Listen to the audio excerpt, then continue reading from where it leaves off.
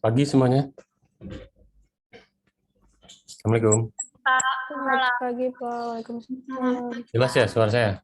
Ya, Pak, jelas. Jelas, Pak. Ya.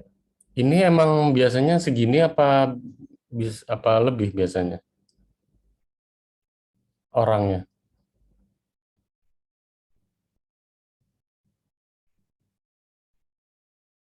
Halo, Kurang 2, Pak. 2 ya? Ada.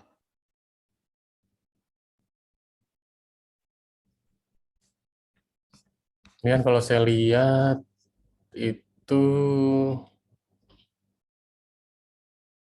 yang apa nih? Yang TI itu 6 orang ya.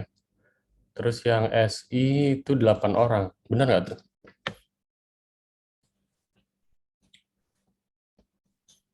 Untuk yang SI benar, Pak?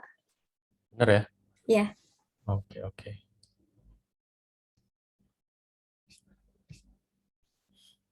Udah paling saya mulai dulu aja. Gimana nih? Pada sehat kan ya? Alhamdulillah sehat, Pak. Alhamdulillah sehat, Pak. Udah pada sarapan belum ini? Belum, Pak. Belum. Belum. Ya udah sih. Nanti selama perkuliahan sih di saya bebas nih, boleh minum gitu ya. Boleh makan asal jangan pas on cam lagi makan aja. Oke, saya coba share dulu sih.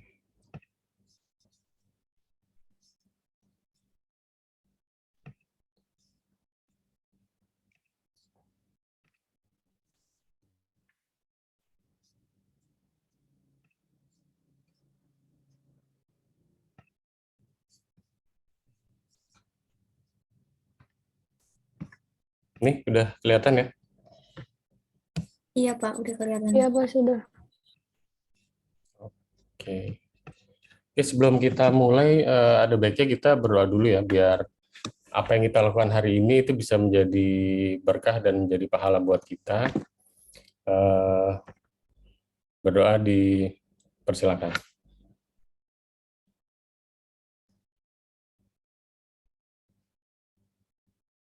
Selesai.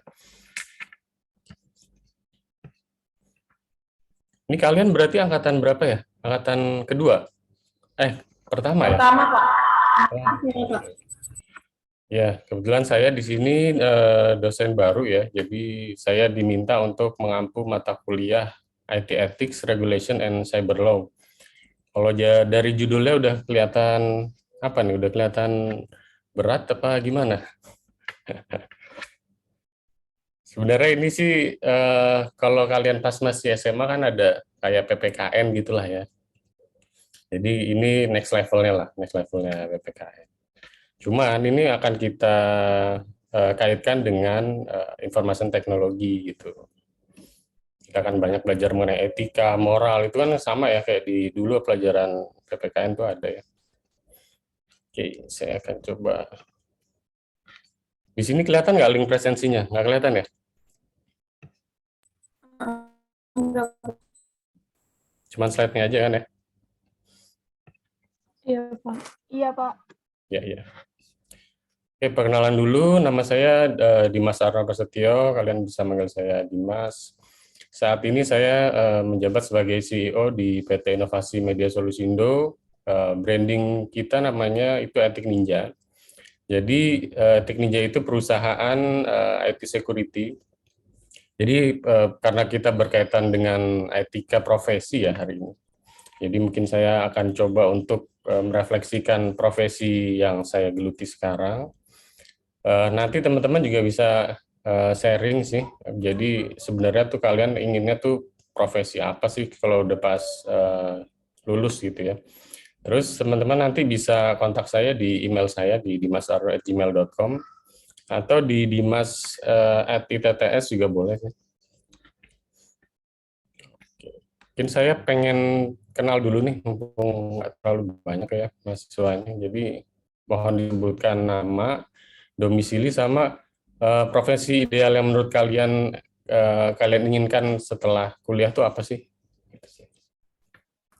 Saya mau duluan mungkin, apa mau ditunjuk aja?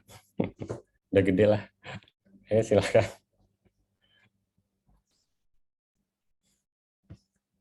Dari ini deh, dari Mbak Kamalia, ayo silakan. Perkenalkan, nama saya Kamalia Mardiah, domisili di Tangerang Selatan, di daerah Priang. Eh, Tadi yang terakhir apa Pak? Profesi yang Profesi. diinginkan ya Pak?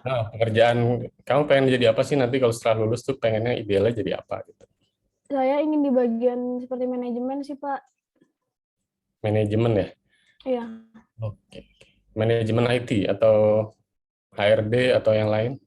yang lain Pak, soalnya saya nggak terlalu bisa di IT, jadi pengen manajemen. Ya sebenarnya gini sih, IT itu kan bisa menunjang ke semua ini ya, semua profesi gitu. Jadi malah justru bagus. Jadi kalau kamu kalian ya punya basic IT itu sebenarnya udah bagus banget untuk ke profesi manapun gitu. Karena sekarang apa aja di IT-in kan, misalkan input data. Sekarang udah zamannya nggak nulis lagi tuh, semuanya diinput kayak gitu. Oke, terus lanjut ini Firly Adinda Putri.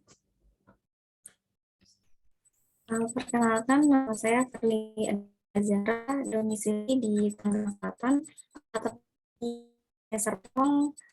Profesi yang diinginkan setelah lulus kuliah sama seperti Kamalia, karena bukan terlalu jago di coding IT gitu. Pengennya ada sisi IT-nya tapi di manajemen juga gitu. Oke, oke. Terima kasih. Ya. Oke, terus kemarin Mbak Firly ini daftar di TTS itu emang pengen sendiri apa ada dorongan dari orang tua gitu mungkin? Hmm, Keduanya Pak, keinginan Keduanya, sendiri oke. sama kedua orang tua. Ya, ya. Lanjut ya, makasih. Intan Ratnasari. Perkenalkan, nama saya Intan Nasari, domisili saya di Tangerang Selatan, Serpong. Terus pekerjaan yang saya inginkan profesinya itu business manager. Business manager. Ya. Oke, berarti jago ini ya, jago strategi, jago dagang gitu ya. Ya, insya Allah Pak. Ya, insya Allah ya. Cocok sih sebenarnya. Jadi ya sama yang lain ya. Jadi IT itu sebenarnya menunjang banget untuk karir kalian gitu. Oke, lanjut. Ini siapa nih? Mas Haba Kesta. Iya Pak. Ya. Assalamualaikum warahmatullahi wabarakatuh. Perkenalkan, nama saya Waalaikumsalam. Bagas Saira. Saat ini saya tinggal di Jakarta. Program studi yang saya pilih itu adalah teknologi informasi. Ya. Ya Pak. Profesi ideal menurut kamu tuh apa sih yang nanti pengen kamu capai setelah lulus kuliah? Untuk profesi sendiri, Pekerjaan. saya pengen jadi mungkin developer Pak. Developer ya? Sip. Oke. Iya. Apa sekarang lagi coba belajar apa, web developer atau application desktop atau mobile? Belajar aja sih Pak kalau itu, tapi kalau mungkin developer yang lain. Oke, maksudnya developer apa nih? Pengen nyoba ke kontraktor Pak. Oh sorry, ya boleh. Oke. Berarti nanti software-nya kayak AutoCAD gitu kali ya, yang 3D mungkin. Mungkin. Penghitungan RAB Tapi segala macam gitu ya. Tapi saya kalau untuk belajar kayak pembuatan aplikasi itu kayak untuk integrasi bisnisnya aja Pak. Oh sih. Biar kita tahu use case-nya itu seperti apa. Jadi tetap kepake sih kalau IT itu di bidang itu. Ya. Jadi kayak di ininya ya, analis dulu gitu ya. Jadi analisis requirement klien apa, kemudian kamu Iya, masukin betul ke Pak. tools kayak gitu ya. Uh, Oke, siap. Oke, lanjut ke, makasih ya. Lanjut ke Mas Aldo Jelira.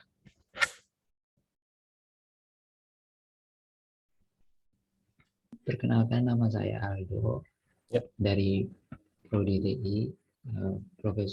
Profesi ideal saya sih pengen jadi konsultan IT sih. Konsultan IT, oke. Sekarang lagi fokus di mana, Mas? IT-nya, kalau boleh tahu. Belajar pemrograman biasa aja sih, Pak. Pemrograman ya? Oke, oke. Oke, Mas. Tadi dari mana domisilinya?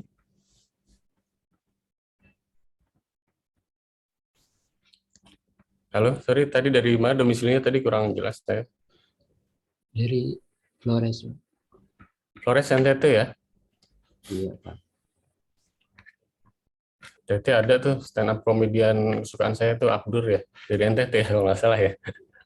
Iya, Pak. Oke, oke, sip, sip.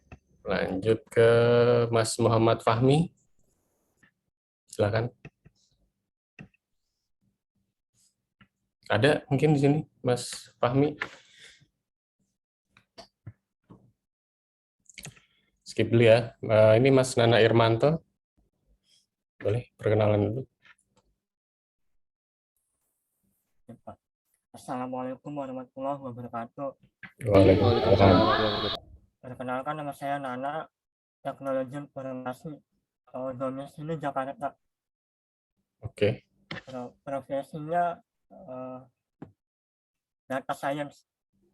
Oh ya, data science. Iya. Kalau menurut pencarian pekerjaan ya, tahun 2021 kemarin itu emang yang paling banyak dicari itu benar data science, data analis gitu-gitu ya. Big data, nah itu lagi populer banget nih sekarang. Ya. Nah, apalagi kemarin kan kayak perusahaan startup kan kita udah semuanya ya udah main di data. Bagus sih. Jadi nanti mungkin banyak belajar di ini ya, apa namanya, explanatory data analitik gitu ya. Oke, lanjut. Makasih Mas. Siapa yang belum nih? Mas Ahmad Baharu. Silakan Mas Ahmad. Assalamualaikum warahmatullahi wabarakatuh. Waalaikumsalam. Perkenalkan, nama saya Ahmad Bahru Nur, saya sering dipanggil Aru. Saya berdomisili di Tangerang Selatan. Di Tangerang, Ciledug, lebih tepatnya, Pak. Wah, tetangga nama saya dong, Ciledug. Iya, Bapak emang di mana, Pak? Saya di komplek kehutanan sini di belakang McD itu lah, Karang Tengah. Oh, Karang Tengah itu tuh, Pak. Di mana, Aru? Saya di Parung Serap, Pak. Oh, Karang Serap ya. Nah itu profesinya apa, Mas Ahmad nanti kira-kira kalau udah lulus? Saya lebih ke web developer sih, Pak. Web developer, oke, oke. Udah banyak belajar ya sekarang ya? Iya, Pak. Alhamdulillah, Pak. Alhamdulillah, oke. Makasih Mas Aru. Iya, Pak. Ini ada siapa lagi yang belum ya? Wulandari. Mbak Wulandari, silakan.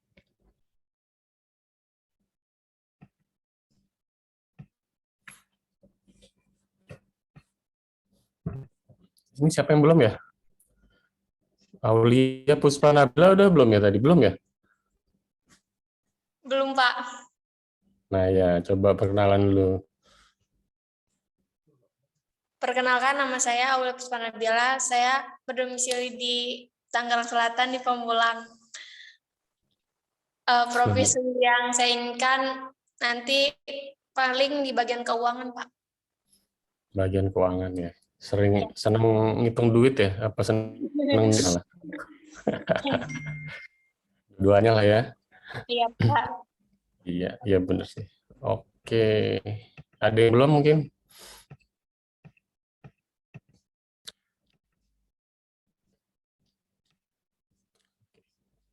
Ya, kita lanjut aja. Oke. Nah, di sini saya mau menjelaskan beberapa profesi dulu sih. Kalau dari teman-teman tadi ternyata banyak yang dari sisi IT ataupun juga ada yang mau fokus di luar IT, tapi sebenarnya pasti tetap ada irisan ya. Nah, pekerjaan di IT itu sebenarnya banyak banget sih. Jadi mulai dari programmer ya, terus desainer, UI UX designer gitu ya. Terus ada security sampai di data tadi, data analis, data engineer, network technician itu juga banyak sih. Cuman ini semua kembali ke masing-masing sih. Sebenarnya kalau kalian milih tuh jangan pilih yang menurut kalian populer aja nih. Kira-kira sekarang yang paling banyak dicari itu apa sih gitu. Langkah lebih bagusnya tuh kalau memang hal itu tuh hobi ya atau passion kalian gitu. Karena kalau passion itu ngerjain sesuatu itu kalian jadinya ini ya makin semangat gitu. Nggak cepet bosen gitu kalau kita sesuai passion.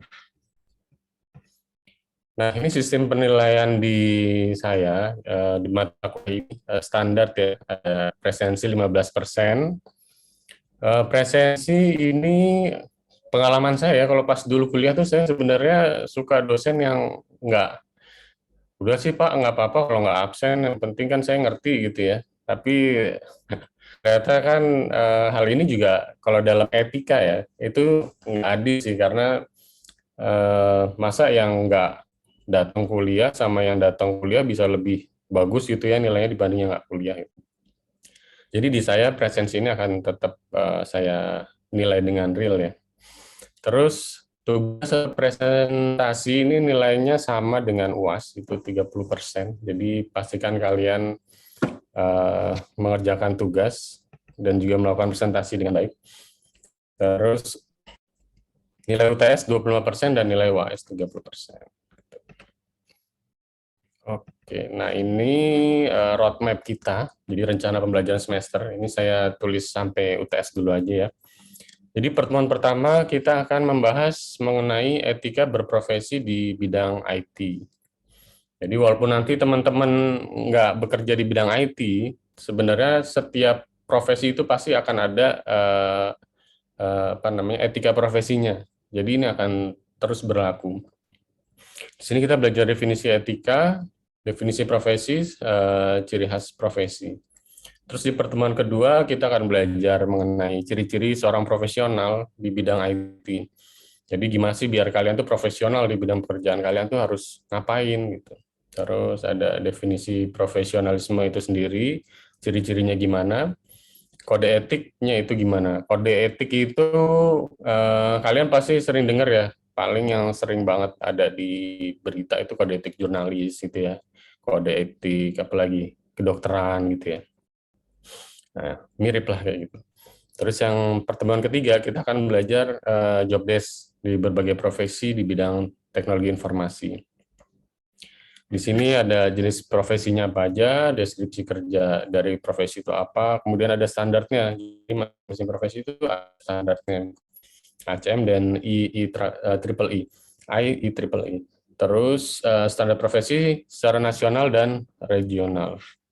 Yang keempat ini ada penugasan. Ini kurang lebih nanti mungkin akan diminta model dan standar profesi di USA sama Eropa tuh gimana sih? Jadi kita bisa membandingkan ya sama antar negara, bahkan di negara kita sendiri itu gimana? Etos kerjanya gimana, standarnya itu gimana. Lalu di minggu 5 nanti akan kita mulai masuk nih di Undang-Undang Hak Cipta dan Haki ya. Kalau teman-teman nanti misalkan punya suatu karya gitu, sebenarnya karya itu kalau kita ciptakan terus kita publish itu mesti hati-hati karena di luar sana tuh banyak yang nanti mendahulukan karya kita kemudian dicomot ya, dijadiin hak cipta mereka gitu ya. Nah itu sebaiknya kita duluin. Lalu yang keenam itu ada keterbatasan Undang-Undang Telekomunikasi. Kita belajar Undang-Undang Telekomunikasi di minggu ke-6. Terus di pertemuan ke-7, ini lebih kita akan belajar mengenai pokok pikiran dan implikasi RUU Informasi dan Transaksi Elektronik. Ini lebih dikenal dengan apa? Ada yang tahu apa, Pak? Ya, ini lebih dengan nama Undang-Undang ITE itu loh, yang sering banget sekarang kan, dikit-dikit pencemaran nama baik gitu kan, artis lah, apalah politik kan, Undang-Undang ITE gitu. karena di sini ya Undang-Undang ITE kan katanya banyak pasal karet lah atau apalah. Nanti kita akan coba bahas itu ya. Oke. Nah, terus nah di sini saya mau coba cerita perjalanan saya sih dari saya dulu kuliah sampai akhirnya saya tuh kenapa milih di bidang IT security. Nah, di sini nanti teman-teman juga tolong diperhatiin ya, kira-kira mana sih etika yang baik, mana sih etika yang buruk ini di cerita saya ya. Nah, ya dulu saya kuliah itu S1 di Telkom Bandung. Saya baru dapat komputer itu ya pas kuliah, jadi sebelumnya saya belum pernah megang komputer, pernah di sekolahan gitu ya. Cuman pas di kampus dapat dibeliin komputer itu baru di S1 itu. Gitu. Nah, mahasiswa baru itu kan seneng ya, kalau dulu kan belum ada internet tuh, jadi terbatas banget. Jadi cuman mainnya tuh di kampus doang saya. Di kampus sama di perpus maksudnya, di perpus. Nah, di situ banyak buku flash kebetulan. Nah, saya belajar flash itu sekarang udah nggak ada sih kayaknya. Flash itu semacam animasi lah. Jadi saya bikin animasi di situ, cobain ternyata seru. Terus akhirnya lama-lama bosan juga karena ternyata saya nggak ada bakat sama sekali di bidang desain. Gambar saya jelek. Akhirnya saya pindah nyobain belajar web developer. Nah, di web developer ini ternyata cukup seru. Saya coba bikin website, saya coba bikin sistem informasi gitu ya. Dan saya coba untuk iseng-iseng ya, waktu itu saya coba nekat bikin usaha sendiri nih. Pas masih kuliah tuh, untuk bikin tentang, dulu namanya software house. Kalau sekarang mungkin namanya itu startup lah ya, bahasa kerennya itu startup. Nah, di sini di startup saya, di perusahaan ini, kita bikin, saya sama teman-teman saya gitu ya, bikin aplikasi, bikin web. Ternyata ada beberapa proyek yang nyangkut di kita, di mana akhirnya itu bisa bantu kita buat biaya kuliah, bisa bantu kita buat bayar internet, bayar kontrakan bahkan. Cuman, ada cumannya nih, setiap pekerjaan pasti nanti akan ada mengorbankan sesuatu ya. Di situ otomatis saya itu lulusnya itu juga molor jadi. Nah, itu juga sebenarnya kalaupun kalian ingin punya usaha atau udah kerja pas kuliah itu sebaiknya bisa bagi waktunya lah. Jangan sampai kayak saya tuh, nggak bagus. Saya itu lulus itu 11 semester kurang lebih. Jadi normal kan 8 ya. 8, terus kebetulan DO itu 12 semester. Nah, saya kena di 11 semester, untung nggak sampai 12. Nah, lanjut, setelah saya jadi web developer, saya itu mulai coba untuk baca mengenai hacking. Itu dulu ada namanya Jasacom. Jasacom ini lebih tepatnya kayak komunitas sih, komunitas hacking gitu, hacker. Cuman kalau saya dulu aktifnya itu bukan sebagai penulis hackernya ya, tapi lebih ke anti hackernya. Di situ saya coba nulis untuk gimana sih ngatasin virus ya. Jadi saya coba bikin antivirus di situ. Nah, menariknya pas saat saya di sana ya, aktif tentang antivirus itu saya diajak salah satu perusahaan antivirus itu untuk membuat apa coba? Sebenarnya bukan buat antivirus jadinya, disuruh buat virus yang mana nanti kita akan ngeluarin antivirusnya gitu. Ya benar sih, kalau perusahaan antivirus nggak ada virus mau jualan apaan kan gitu. Jadi tentu aja waktu itu tetap saya tolak lah ya, karena nggak sesuai lah dengan saya. Nah, lanjut dari situ saya coba belajar hacking terus kan ya. Terus saya ngelihat saya dulu sering iseng-iseng tuh ikut kompetisi online. Kalau teman-teman pernah lihat kompetisi suatu perusahaan gitu, itu kan ada kayak kalau mau meluncurkan produk tuh suka ada games online gitulah, web based gitu ya. Itu kalau teman-teman perhatiin yang juara 1, 2, 3 itu pasti hacker-hacker semua itu. Karena game-game kayak itu tuh hacker versus hacker. Dia itu buat semacam bot gitu, buat menangin lah. Karena nggak masuk akal lah, ada nih suatu apa ya, suatu game online, suatu mini games gitu, puzzle. Itu yang juara satu itu nyelesain dalam waktu 0,1 detik gitu kan, nggak masuk akal banget itu. Puzzle baru dipecah itu langsung dapat gitu kan, nggak masuk akal. Nah, terus di situ sebenarnya web base itu gampang banget gitu kalau kita mau ngoprek ya untuk bisa menang dalam game itu tuh gampang banget karena semua source code itu ada di client side, jadi gitu gampang. Tapi itu bukan hal yang baik lah ya. Terus lanjut ke sana dengan berbekal saya dapat ilmu hacking sana sini, saya coba untuk ikut bug bounty program. Nah, kalau bug bounty program ini itu kalian kalau misalkan melakukan hacking ke suatu website gitu ya, suatu website perusahaan, terus kalian dapat ada temuan celah keamanan, terus kalian melaporkan gitu ke perusahaannya. Nah, nanti perusahaan itu akan memberi kita reward, malah kita dikasih reward. Tapi persyaratannya adalah kalian nggak bisa ya langsung misalkan ke suatu website, terus kalian hack, terus kalian laporin, nggak bisa kayak gitu, nggak boleh. Tapi kalian pastiin dulu bahwa si website ini tuh bikin bug bounty program. Contohnya di Indonesia yang udah punya itu ada Tokopedia, ada Gojek, Bukalapak, Traveloka gitu ya. Nah, itu bebas deh, kalian bisa mau hack aja. Nanti kalau udah nemuin, laporin, nanti kalian bisa dapat reward. Nah, lalu lanjut dari sana, saya mulai untuk mencoba melakukan, mendirikan usaha tentang IT security, di mana saya ingin menjadi lebih profesional di dalamnya. Nah, profesionalnya itu gimana caranya? Caranya ya kita bisa ikutan dengan komunitas atau standar best practice security yang saat ini sedang berlaku, ataupun kita bisa ikut sertifikasi di sana.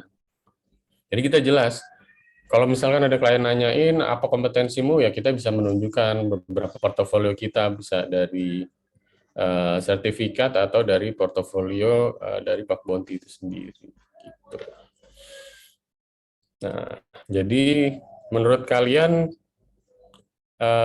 mana sih dari cerita itu tuh etika IT yang baik tuh mana sih, sama etika yang buruk itu apa? Coba ada yang tahu nggak?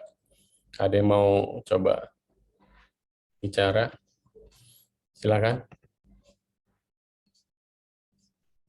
Ayo. Dari yang tadi Bapak sebutin semua ya, Pak? Boleh, 1, 2. Menurut saya aja ya, Pak. Iya dong.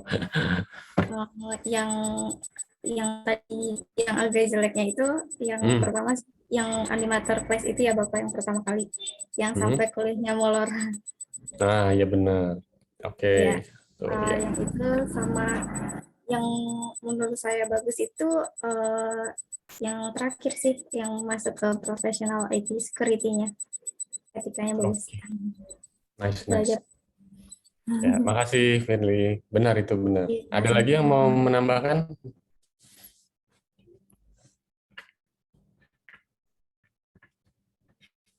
Ayo, mungkin ada lagi?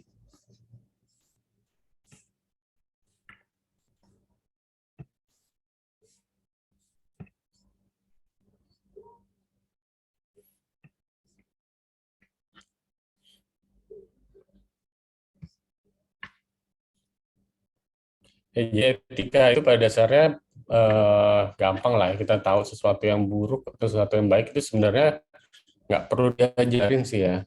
Kita sebenarnya dari moral kita, dari hati kita tuh udah tahu sih kalau itu buruk ataupun jelek, buruk ataupun baik ya. Ada yang mau nambahin?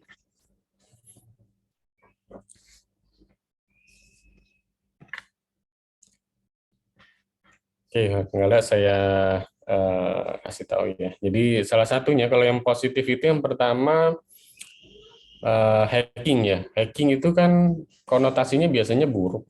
Tapi kalau ternyata kita melakukan sesuai dengan proporsional, artinya kita melakukan hacking berdasarkan hal yang legal.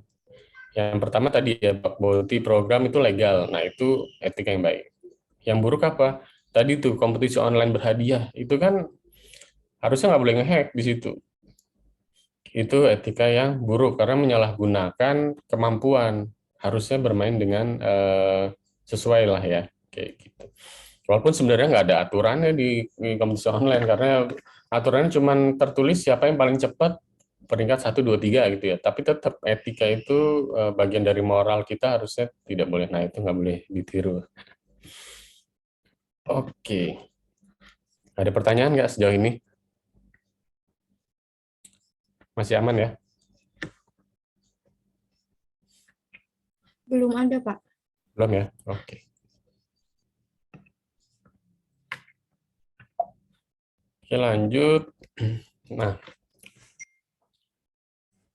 jadi etika itu etika teknologi ya. Teknologi itu kan tergantung siapa yang memakainya dan bagaimana memperlakukan teknologi itu sendiri gitu.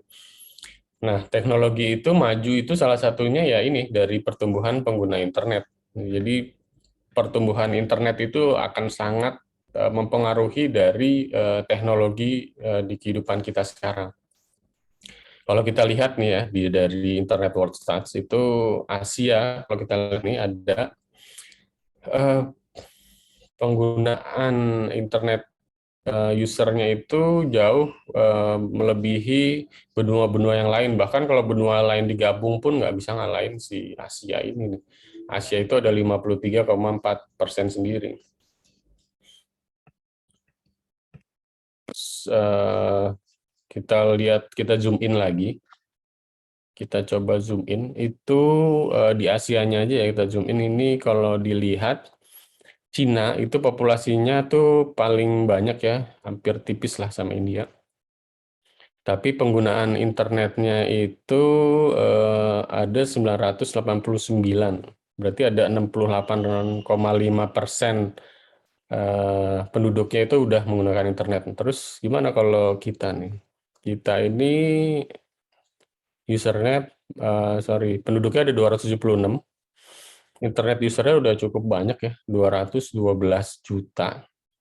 Terus populasinya itu 76%, ini populasi penetrationnya. Nah, kalau kita lihat di sini Facebook-nya itu, orang Indonesia itu yang daftar di Facebook ada 176 juta 500 ribu, itu banyak banget loh itu. Baik banget. Tapi di sini kalau bikin akun Facebook 1 apa 2, ngaku aja kali ya. Ada yang pakai akun alter nggak tuh buat stalking-stalking gitu ya? Stalking mantan gitu ya? Enggak lah ya. Oke, kita lanjut lagi, kita zoom in nih. Saya pengen tahu sudah di Indonesia itu yang dicari itu apa sih kalau pakai internet?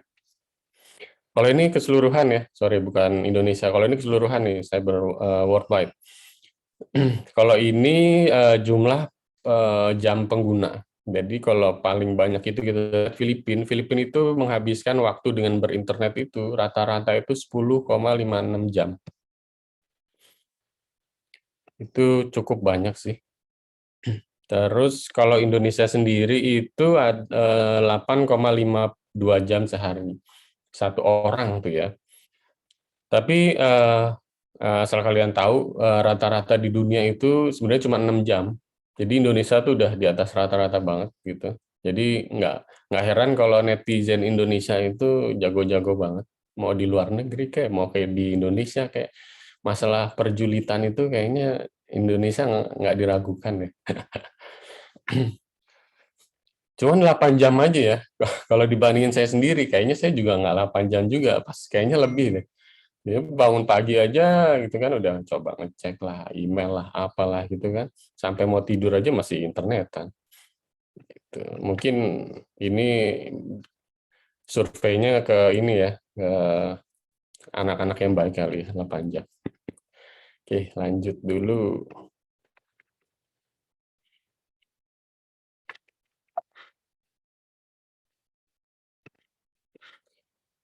Nah, ini yang dicari. Yang dicari di tahun 2021 itu ternyata ada Squid Game. Nomor 1 itu Squid Game yang paling banyak. Booming banget ya kemarin Squid Game itu ya. Saya juga nonton sih. Karena penasaran aja, bukan karena pengen lihat ya, tapi karena orang-orang nih pada main Squid Game tuh apa gitu kan. Ya udah cobain lihat. Ternyata paling banyak Squid Game sampai Shiba Inu Coin. Ini tuh cryptocurrency.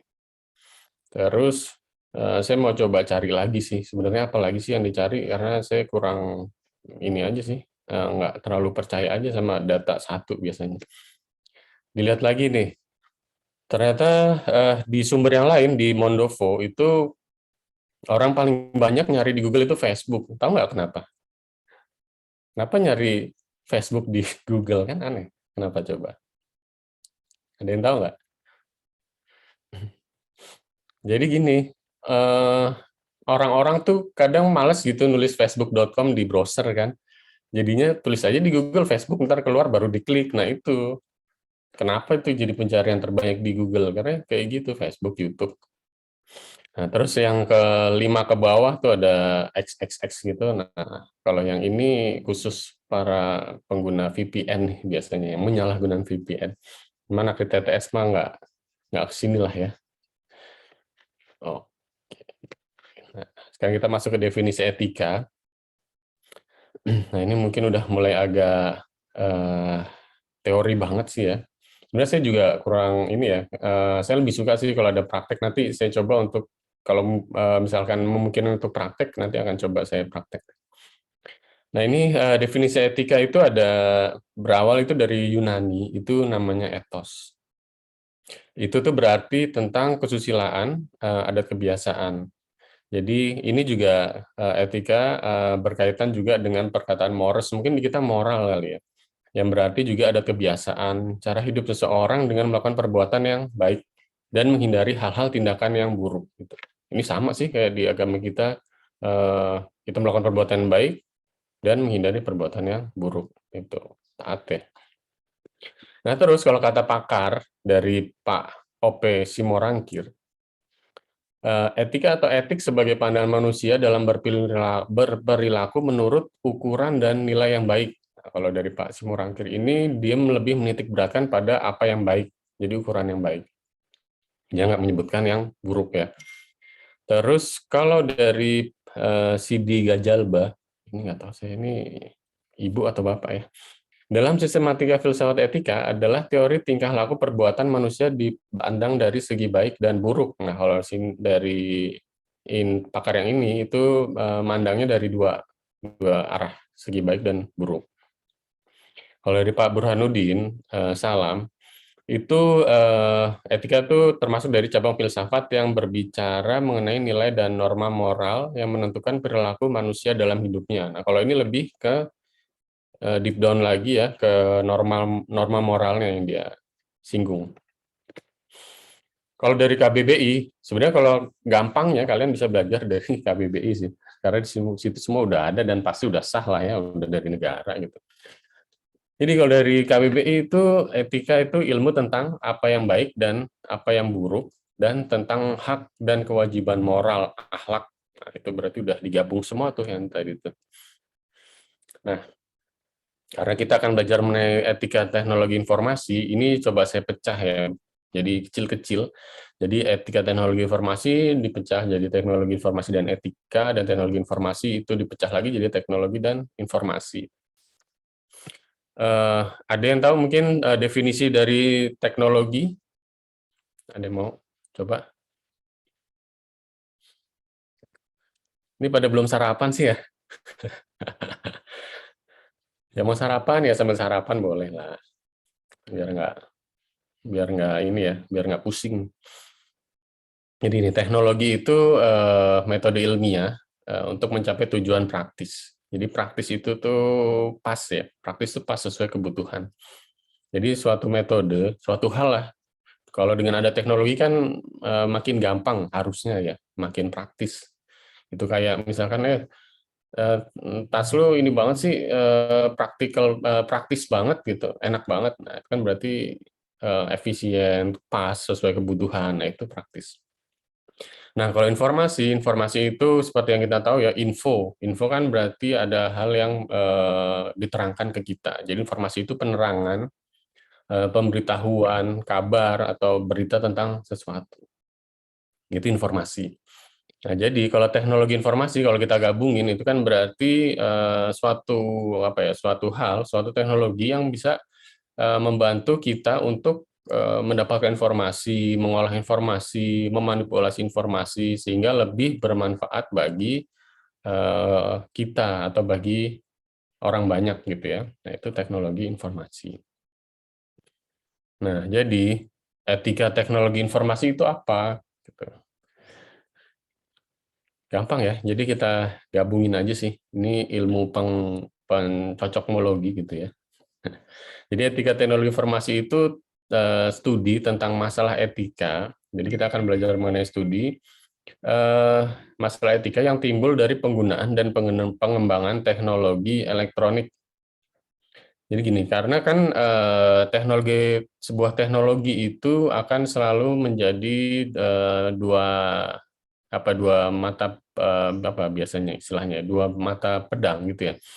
Jadi kalau kitanya itu menggunakan teknologi dengan benar, maka outputnya akan menjadi baik. Tapi sebaliknya, kalau kita menyalahgunakan teknologi, outputnya itu juga bisa menjadi buruk. Nah, di sini makanya timbullah studi tentang etika teknologi informasi. Nah, kalau prinsip etika, kalau dalam pemanfaatan teknologi informasi itu ada di sini ya, ada 1, 2, 3, 4, ada 4 ya. Pertama, proporsional. Proporsional itu artinya hal-hal yang kita capai melalui IT itu harus lebih baik ya. Hal-hal baiknya itu harus lebih baik dibanding dengan bahaya atau resikonya. Jadi harus ada alternatif atau sebanding dengan bahaya resiko yang lebih kecil. Contohnya tuh misalnya gini. Kalau kita mau buat suatu marketplace misalkan. Marketplace itu kayak Tokopedia gitu ya.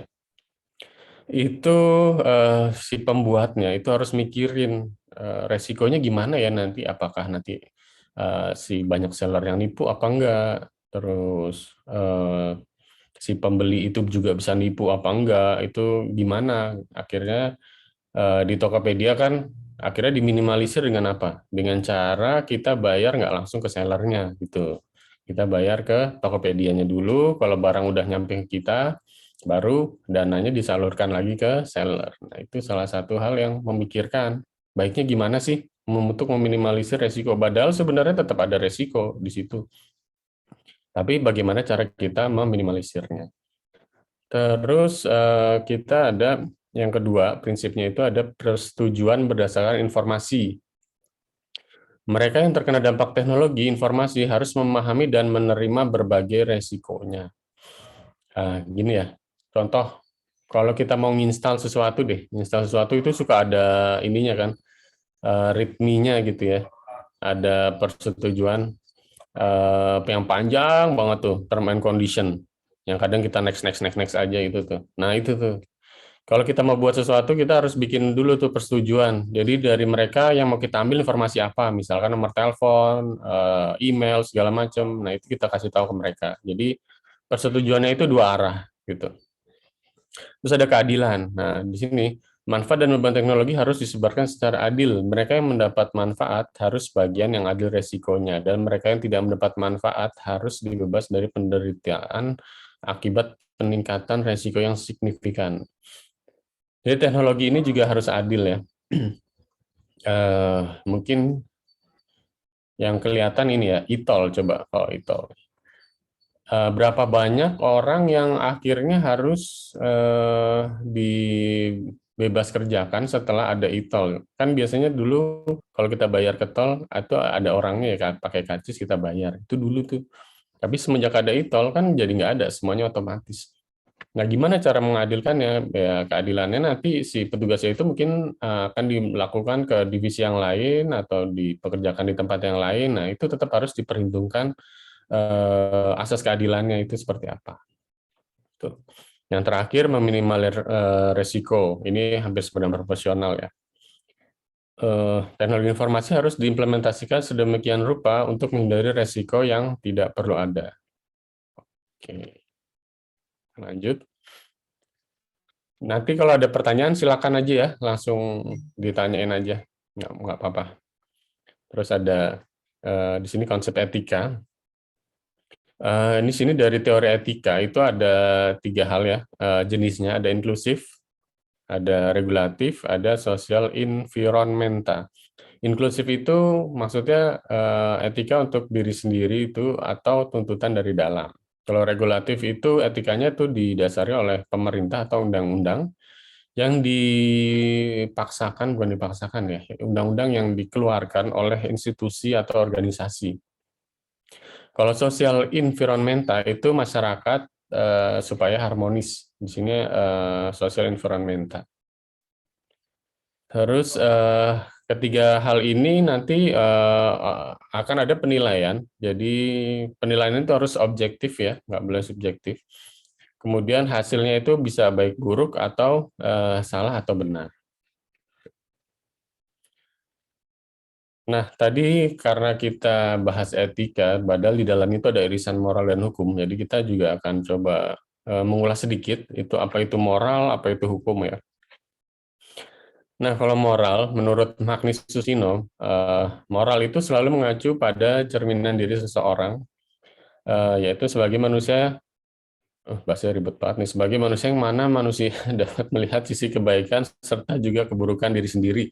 Jadi gimana cara manusia, gampang ya, gimana cara manusia itu ngelihat dirinya tuh baik atau buruk gitu ya. Nah itu tuh moral.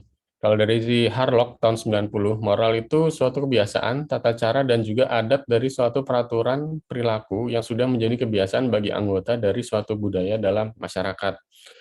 Kalau Harlock itu lebih menitik beratkan, jadi moral itu dibentuk gitu ya, dibentuk tuh dari kebiasaan, dari tata cara, dari adat juga. Kalau Wantah tahun 2005, moral itu sesuatu yang berkaitan dengan kemampuan dalam menentukan benar atau salah, serta baik buruknya suatu perilaku pada diri seseorang. Kalau ini lebih kecil lagi, ini dia scopingnya itu cuma sampai di diri kita sendiri. Balik lagi, kalau kita lihat di KBBI, yang gampang ya, ajaran tentang baik buruk yang diterima umum mengenai perbuatan, sikap, kewajiban, dan sebagainya. Sering juga dikatakan moral itu dengan akhlak, budi pekerti, susila, dan susila. Gitu ya.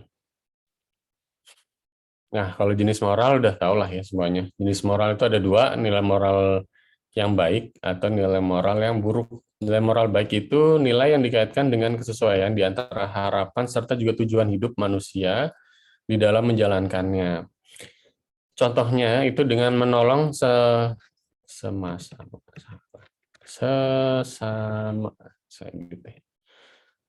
makhluk yang membutuhkan. Nah, ini moral yang baik. Kalau moral yang buruk itu lawan katanya lah ya dari kebaikan. Contohnya bisa nyuri, korupsi gitu ya. Itu moral yang buruk. Nah, kalau kayak gini nih, contohnya nih.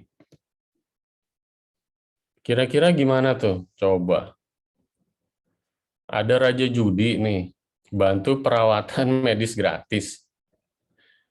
Nah, menurut kalian itu ini kalau di dalam variabel ini kira-kira masuknya yang mana nih? Ada yang mau coba ada berpendapat? Saya coba jawab ya Pak. Iya. Kalau menurut saya tujuannya yang tidak baik sih, tapi cara mencapainya juga tidak baik, tapi tujuan sebenarnya baik. Bingung kan? Iya, Malaikat Pak. aja bingung tuh kan? Iya, benar sih. Sebenarnya dari awal aja ya, judi itu kan udah ilegal ya. Kita balik lagi dari hukum sih. Dari awal udah ilegal, tapi kalau bagi yang menerima, sebenarnya ya senang-senang aja kan, baik lah, oh baik banget. Kalau dia nggak tahu nih kalau yang ngasih raja judi ya udah gitu kan. Kalau perkara masalah ini ya, masalah apa haram halal dari si penerima, kalau mungkin penerimanya mungkin halal lah ya, karena dia kan nggak ada masalah. Mungkin dari si pemberinya itu benar tadi, cara mencapainya itu emang nggak baik gitu. Nah, teman-teman ada jawaban lain nggak? Ada pendapat lain nggak kira-kira selain itu? Biar nggak ngantuk nih, soalnya teori emang pasti, aduh, ngantuk ya. Ada?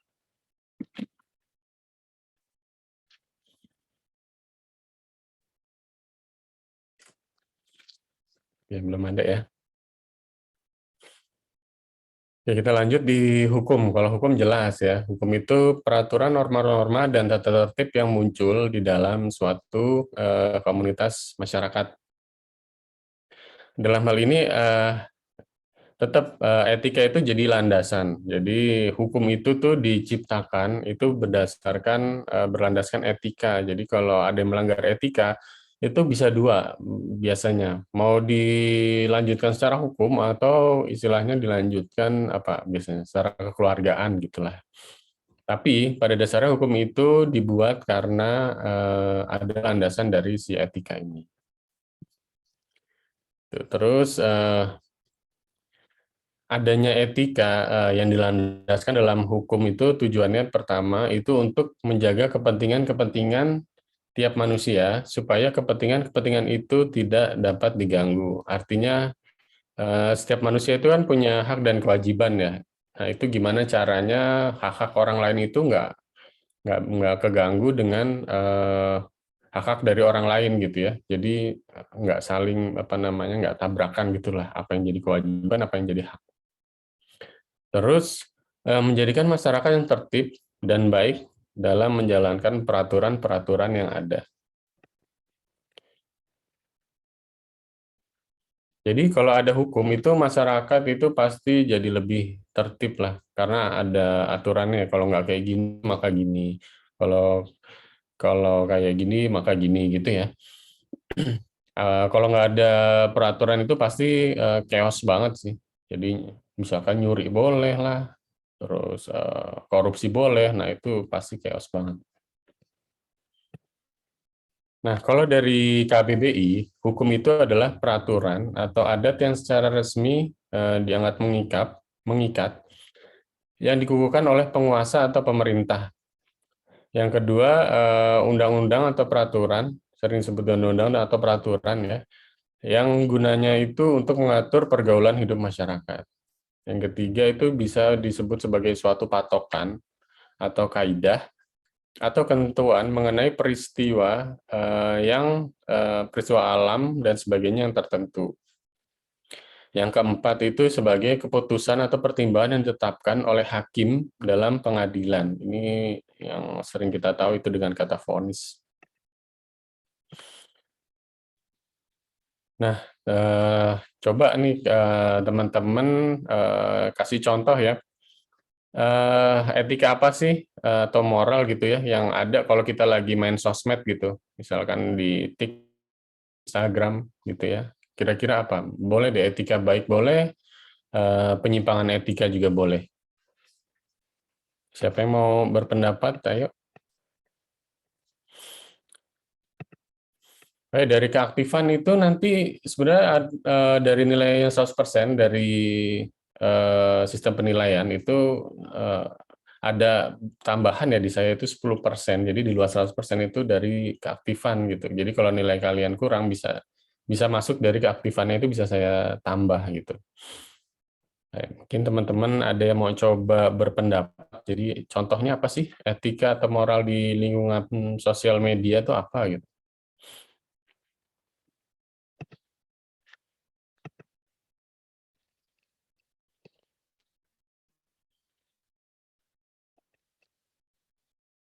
Ayo, coba saya ini ya, tunjuk. Mungkin Mas Ahmad Baharu boleh menjawab, Mas? Baik, Pak. Ya.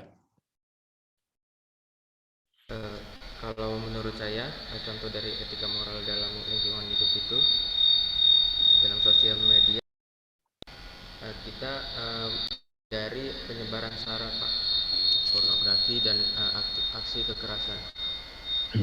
Lalu kita periksa kebenaran berita yang tersebar di media sosial itu, apakah itu benar atau salah. Lalu kita menghargai hasil dari media sosial tersebut, Pak. Oke, nice, bagus ya, benar. Jadi salah satu hal yang ini ya, etika yang penyimpangan etika ya, menyebarkan berita-berita hoax itu benar. Oke, lanjut Wulandari ini, silakan. Ada pendapat?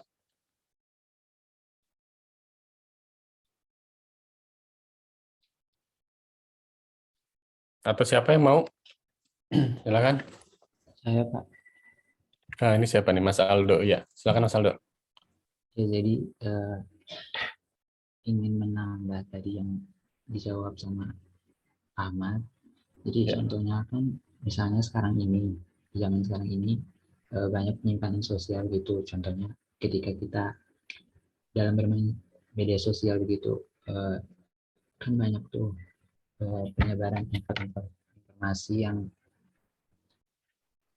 kita nggak tahu itu tuh benar apa kagak. Jadi dengan disebarnya informasi tersebut kan bisa memunculkan banyak opini atau spekulasi dari berbagai individu kan. Contohnya ada yang kita tidak tahu kebenaran tentang berita itu, tapi komentar-komentar dari khalayak ramai itu ada yang positif, ada yang negatif. Ya, betul. Itu aja. Iya, benar ya. Jadi masyarakat Indonesia tuh gampang banget gitu ya kena hoax sebenarnya. Jadi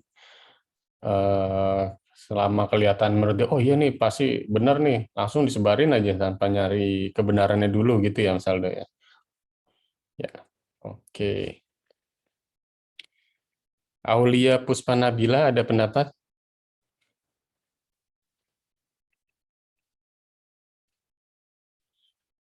Ada ya. Nana Irmanto, Mas Nana, ada pendapat mungkin? Ya Pak, kurang lebihnya sama. Cuman tambahannya nggak nyebarin, kan nyebar linknya sih. Ya, apa? Phishing ya? Apa tadi? Ya. Pernah kena nggak, Mas Nana, phishing? Atau pernah lihat gitu? Tapi saya yang buat, saya. Nah, iya Dulu loh. Pak, dulu. Sekarang udah enggak. Udah tobat lah sekarang ya? Iya. Dulu phishing apa, Mas? Phishing games atau apa? Iya. Game. ML, terus Facebook, Instagram. Oh iya ya. Jadi ini ya apa free diamond gitu ya? Iya. Oh. Ya benar, phishing itu juga salah satu penyimpangan etika teknologi. Artinya berarti kan Mas Nana ini punya keahlian ya, skill itu kan. Phishing itu juga nggak gampang loh. Phishing itu kan berarti kita harus bikin website yang tampilannya bagus gitu kan, yang intinya menarik lah ya. Yang sama, tampilannya sama. Sama, iya. Terus domainnya juga bisa mungkin sebagus mungkin gitu kan ya. Iya Pak. Iya. Ya bagus. Mas Haba Kiesta. Iya Pak. Ada? Oh ya. Saya pernah ini Pak, Trojan Horse paling. Gimana? Iya, ini maksudnya saya sebagai pelaku atau sebagai korban Pak? Bebas sih, kita sebagai pengamat nih ceritanya. Kalau di sosial media itu kira-kira hal yang buruk apa, hal yang baik itu apa sih gitu? Di sosial media ya Pak? Sosial media. Yang baik itu salah satu contohnya Pak. Boleh. Kita bisa menyebarkan informasi Pak secara berantai. Tapi juga itu bisa salah satu media yang bisa jadi salah Pak. kalau seandainya informasi tersebut hoax, Pak. Oke, oke. Oke, jadi gini ya, kalau kita menyebarkan informasi itu jadi lebih mudah gitu ya kalau ada sosial media ya. Iya, betul, Pak. Misalkan ke grup gitu ya, atau ke teman angkatan segala macam gitu ya, gampang. Cuman menurut Mas Sabab, sisi negatifnya ada kalau kita menyebarkan hal-hal yang sifatnya negatif gitu ya. Oke, terima kasih. Mas Fahmi? Jadi belum ya? Ada lagi yang mau? Dari siapa lagi ya? Bu Ibu dong, Bu Ibu ya. Amalia, Mardia, coba. Belum deh ya, belum ibu-ibu lah, masih muda. Ada masukan, Mbak Kamalia? Kalau saya masukannya dalam hal berkomunikasi sih Pak, jadi harus menggunakan kata-kata yang sopan dan bijak semaksimal mungkin, jangan terlalu, kan sekarang banyak banget di sosial media bullying atau apa sih, berkata-kata kasar kepada seseorang karena orang lain juga gitu Pak. Jangan menyebarkan berita-berita yang tidak benar juga. Ya. Benar, penyakit netizen Indonesia ya, cyberbullying istilahnya sekarang tuh. Nggak tahu permasalahan aslinya, tapi udah langsung main bully-bully aja gitu ya. Nah itu salah satu hal negatif di sosial media. Itulah kenapa sebenarnya di sosial media itu ada pembatasan umur pas kita daftar. Cuman ya namanya Indonesia ya, anak-anak kecil aja malah udah dibuatin account gitu sama orang tuanya gitu. Padahal nggak boleh. Karena kalau anak kecil itu gampang banget, karena anak kecil kan ekspresif gitu ya. Dia mau ngomong jelek, jelek lah ini, ngapain sih gitu kan. Terus nggak guna lah segala macam, nah kayak gitu-gitu, itu kurang bagus ya, nggak baik malah. Oke, ada lagi yang mau menambahkan? Ada usulan? Ada pendapat lain? Nah, cukup ya.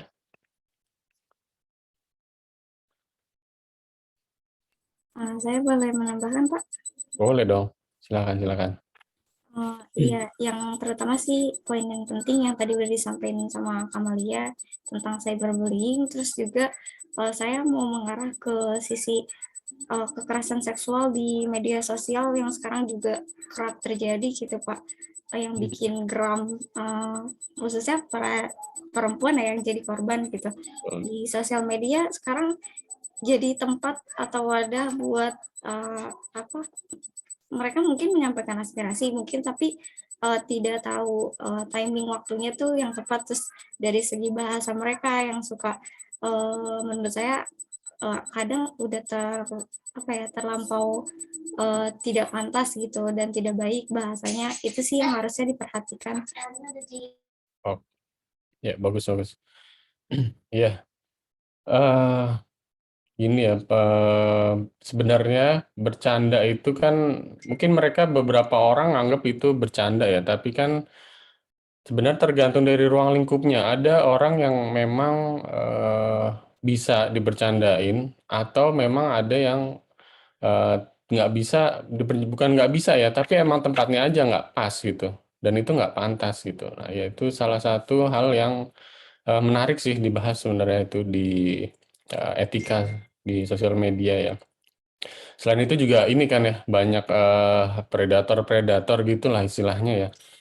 Nah ini nih buat kaum perempuan itu harus hati-hati sih kalau misalkan ada kenalan dari Facebook lah atau dari mana lah sosial media, Twitter gitu ya. Foto profil itu belum tentu asli. Yang pertama itu bisa aja akun orang bodong lah apalah, terus ngajak dideketin lah segala macam, sampai yang sekarang ini kan yang marak itu pemerasan ya. Karena ketika udah deket, ketika si wanitanya itu udah ngerasa wah ini pacar online gua nih gitu kan, padahal belum ketemu-temu juga gitu kan. Akhirnya apa namanya, sampai melakukan tindakan susila lah, ngirim gambar-gambar nggak pantas gitu kan ke si cowoknya gitu. Nah, ternyata hal itu bisa jadi bumerang lagi buat si perempuan karena suatu saat akan bisa di pemerasan, dan itu udah sering banget terjadi itu di Indonesia. Itu mesti hati-hati itu. Bukan berarti kalau ketemu pacar asli boleh gitu ya, itu juga nggak boleh sih. Mungkin ini harus hati-hati aja. Oke, ada lagi yang mau nambahin?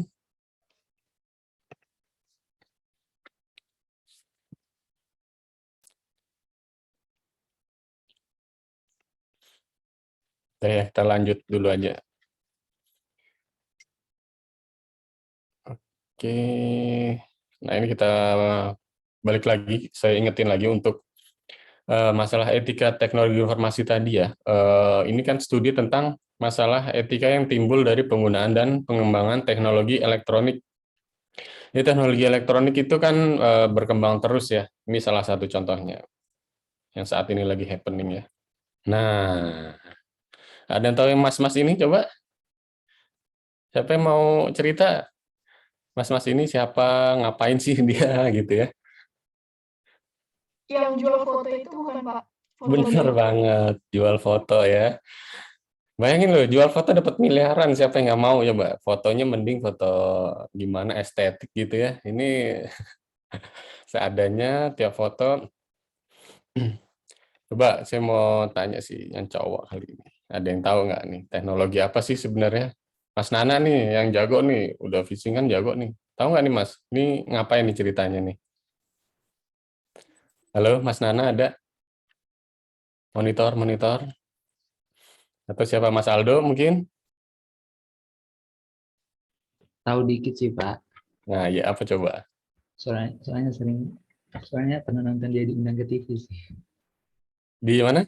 Soalnya pernah nonton dia diundang ke TV sih. Gozali kalau nggak salah. Ah, iya betul. Apa? Teknologinya apa tahu? Menjual foto selfie kan tadi ya.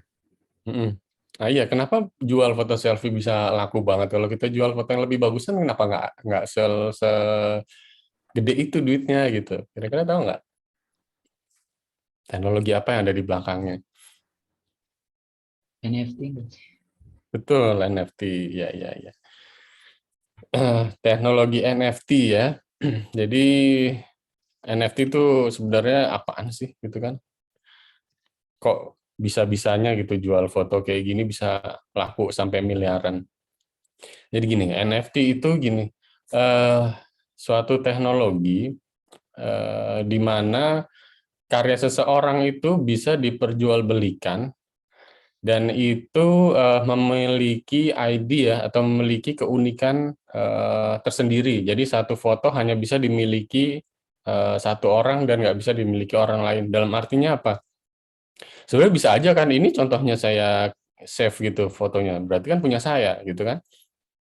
Intinya gitu, tapi ternyata nggak gitu. Cara mainnya tuh nggak gitu sebenarnya. Jadi eh, kalau ini saya save, terus saya kasih ke kalian, terus bisa nggak ini saya jual? Nggak bisa kan?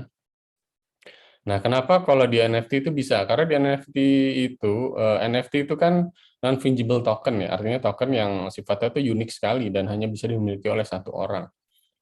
Cara gampangnya ya, saya coba analogiin itu misalkan ini, gambar ya, gambar Mona Lisa. Gambar Mona Lisa tahu kan ya, gambar Mona Lisa tuh. Itu orang bisa dong moto gitu kan punya, tapi bisa nggak dia jual hasil fotonya ke orang lain? Laku nggak kira-kira? Nggak laku kan? Tapi yang aslinya laku kan? Nah itu kurang lebih cara gampangnya gitu sih NFT. Masih ada waktu kan ya? Coba saya demoin deh. NFT itu apa? Terus mungkin teman-teman di sini yang suka berkarya gitu, biar bisa tahu.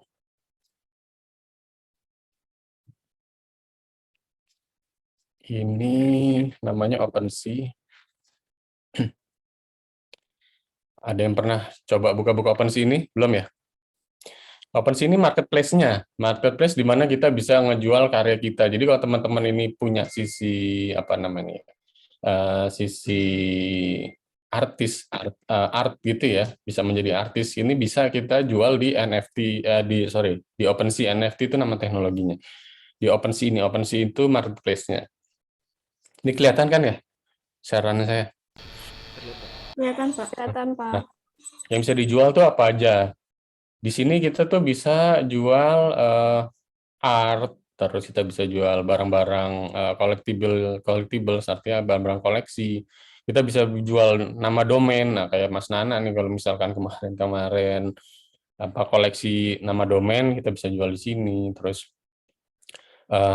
musik, kalau ada yang suka ngeband gitu ya, suka bikin musik sendiri atau bahkan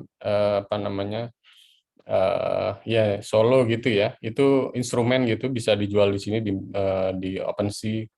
Yang suka fotografi, olahraga. Tadi saya lihat kayaknya ada yang foto profilnya ini ya, futsal tuh siapa tadi kayaknya? Ada ya?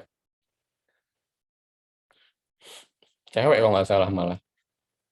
Nah itu, terus trading card, utility virtual world. Nah nih coba ya, saya contohin misalkan kemarin itu apa, art ya.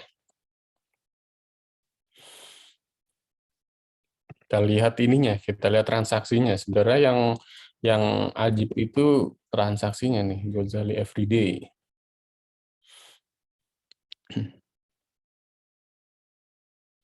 Nah, ini dia jualannya itu mata uangnya ya.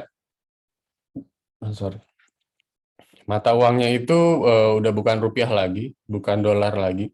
Tapi mata uangnya itu mata uang cryptocurrency. Pakainya ETH. ETH itu singkatan dari Ethereum. Ini kalau kita lihat ya, si Mas Lord Gozali ini, itu kita lihat nih, bawah-bawah. Misalkan ini nih.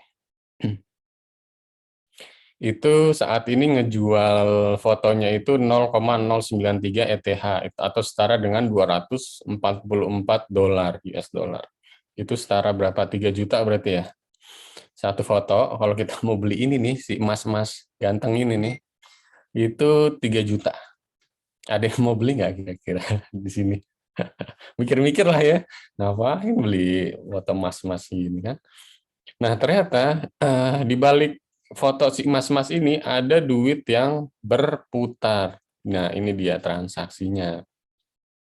Transaksinya kayak gini. Pertama itu ini minted, istilahnya tuh minting. Artinya si Mas Gozali ini bikin foto nge-create, ini kan foto keranjang bayi ya. Jadi dia ngelahirin karya.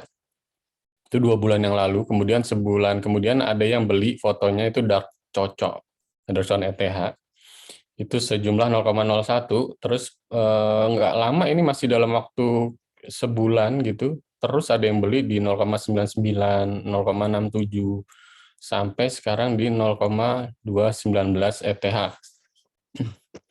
Sebenarnya tujuan si pemilik ini saya yakin sih nggak bakal juga dia koleksi di print ditaruh di kamarnya gitu ya, nggak mungkin sih.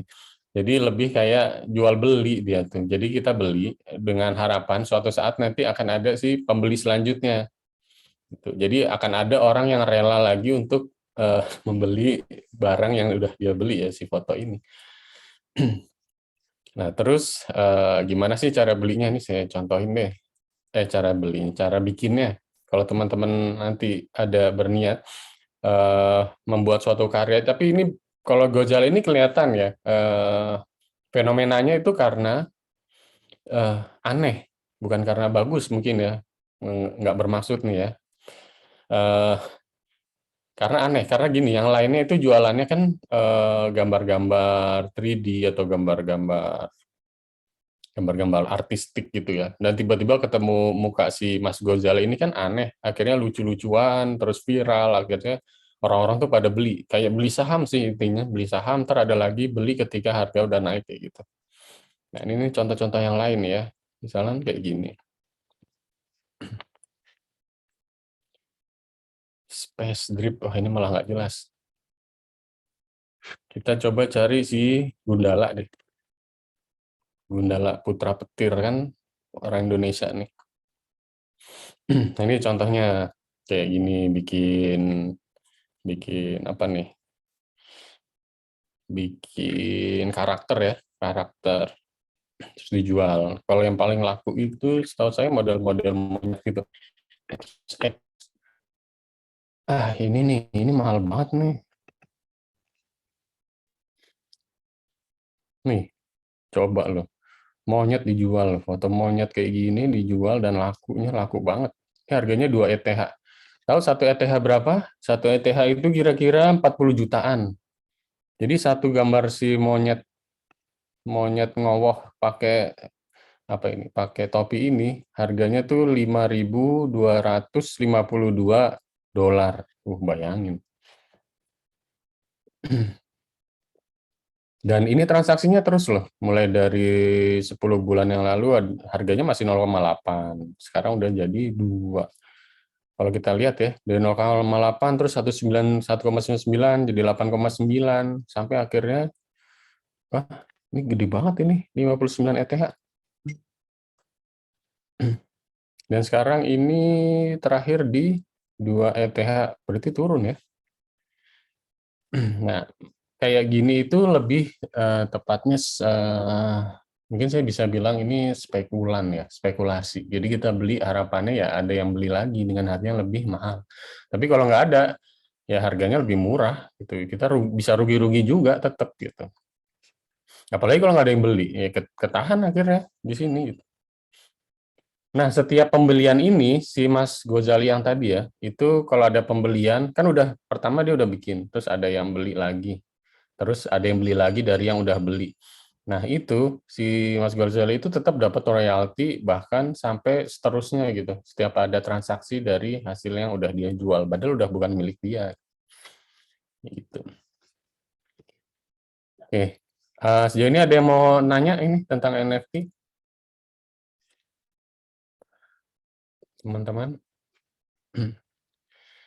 Nge-create-nya gampang sih. Yang pertama sih yang penting punya ini ya, punya wallet. Jadi kalau di dunia cryptocurrency, saya mau ngajarin juga sih teknologi yang baru biar kalian tuh juga ada insight gitu ya. Sebenarnya di dunia ini tuh ada apa aja sih teknologi. Nah, wallet itu kalau di dunia kita itu lebih tepatnya kayak ini, kayak apa namanya, buku rekening di bank. Kita bikin kalau di token di kripto itu namanya wallet. Kita bisa buat di MetaMask, bisa buat di Coinbase dan segala macam. Kalau di sini yang gampang pakai MetaMask saya.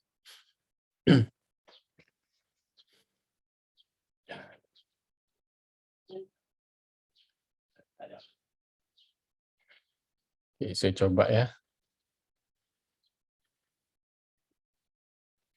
Nah, kalau nge-create itu gimana? Bayar apa enggak gitu? Awalnya sih bayar. Awalnya tuh bayar. Kalau pakai jaringan Ethereum ya, setahu saya ya bayar. Tapi sekarang udah mulai gratis kalau kita pakai jaringan Polygon. Jaringan tuh apa lagi kan? Polygon apa lagi, Ethereum apa lagi. Nanti coba saya jelasin deh dikit-dikit secara ini ya, gampangnya. Ini lemot banget sih.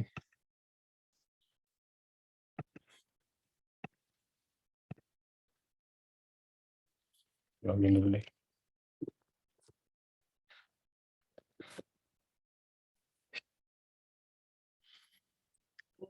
Ini dia.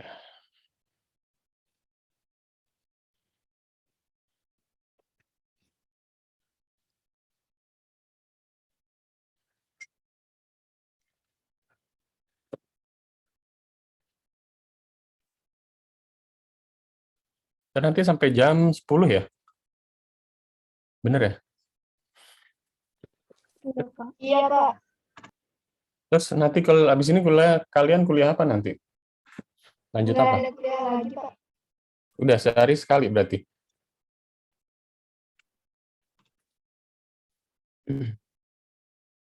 Ada yang 2, Pak. Apa? Oh, ada yang 2. Oh, oke. Ini account saya ya. Kalau ini udah masuk ke ranah metaverse, nanti saya jelasin juga. Nah ini ya, kalau nge-create itu gampang sih. Intinya connect dulu ke wallet, terus kalian mau pilih mau pakai apa namanya, mau yang kalian apa tuh berupa apa, mau musik kayak, mau image, mau fotografi itu bebas. Itu bisa semua di sini. Oke, ini kayaknya kelamaan nanti ini. Ini nggak mau nge-create ya.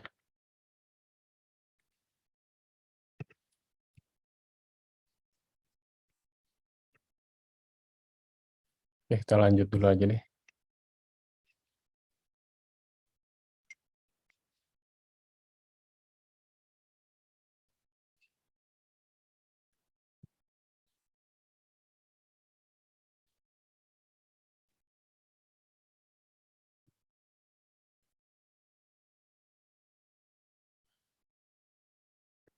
Saya close dulu, saya pindah ke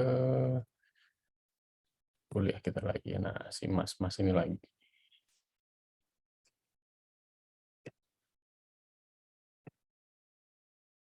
Ya, lanjut ya. Nanti kalau kalian mau NFT terus nggak ngerti, bisa aja sih japri ke saya tadi ke email ya.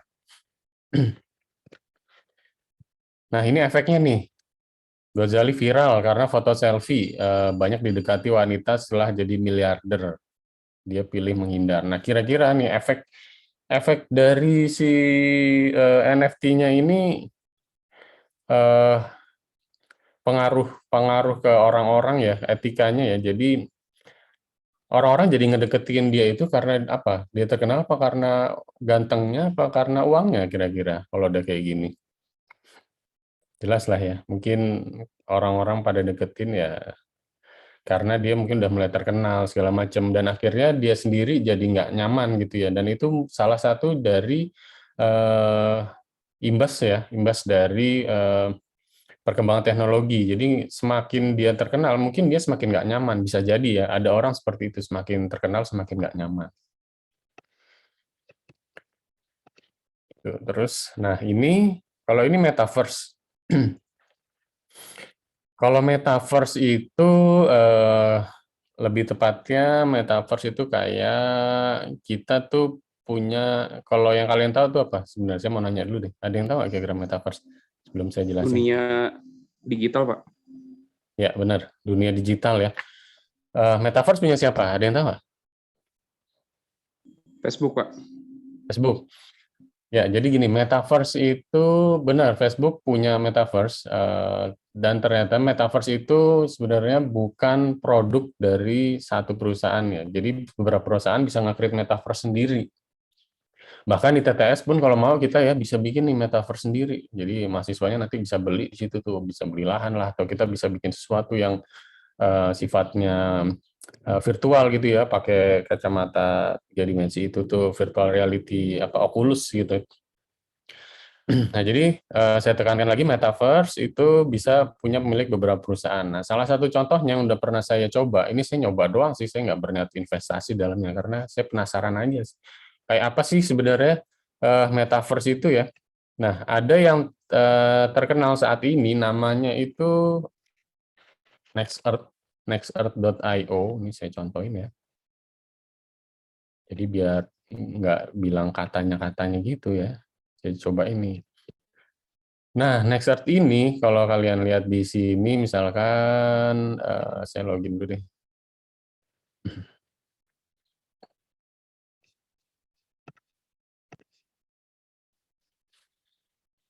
Oke, ini pakai Authenticator. Nah, 2FA ini ada, saya kasih insight lagi. Kalau kita habis login terus ada login tambahan kode, kayak istilahnya kalau kayak di e-banking kan kita pakai token deh. Ini sama sih token, cuman yang buat dari Google Authenticator. Nah, ini bagus sih kalau misalnya kalian pasang di Tokopedia itu ada sebenarnya. Jadi selain login nanti ada diminta lagi masukin token. Sebaiknya sih kalau setiap website yang ada kayak gini diaktifin aja karena itu akan menambah layer keamanan dari account kita gitu. Ini next. Nah, ini tuh di-generate secara offline gitu ya, offline loh. Jadi nggak perlu internet untuk men-generate kode ini, dan kode ini sifatnya dinamis, selalu berubah. Nah, ini akun saya di Metaverse NextEarth, Metaverse-nya punyanya si NextEarth. Di mana di sini saya coba ya, ini MyLens, ini yang sudah saya beli, ini tanah-tanah yang sudah saya beli. Tapi harapannya sih sebenarnya tanah asli ya. Kalau tanah kayak ginian membuat apa gitu kan? Ini intinya saya nyobain doang lah. Jadi karena ada minimalnya top up, terus saya coba. Nah ini salah satunya. Misalnya nih BSD Plaza, ini saya coba beli ini Ciledug nih. Tadi siapa ya? Yang di Ciledug Mas Aru ya? Apa siapa tadi? Udah saya beli tuh CBD Ciledug tuh, udah jadi sultan saya, sultan virtual. Walaupun nggak bisa dijual kayak beneran ya. Ini saya coba lagi beli di Bali gitu kan. Wah, mantap. Oh, pos Pemkot Tangsel juga segala saya beli tuh. Oh, kurang kaya apa coba. Nah, ini yang jadi ini contohnya. Mereka ini proses transaksinya kayak apa sih? Ini kan NFT juga bagian dari NFT. Contoh nih yang paling rame itu setahu saya ada di sekitaran Monas. Monas nggak ada ya? Monumen berarti. Monumen Nasional. Ini kelihatan ya? Kelihatannya kelihatan ya? Kelihatan, Pak. Oke, oke. Nah, yang udah kotak-kotak ini berarti udah dibeli nih sama orang nih. Tuh, bayangin deh. Tadinya dia beli cuman 0,1 USDT. Sekarang itu kalau dijual bisa $1.000. Jauh banget kan harganya. Terus kalau kita lihat historinya,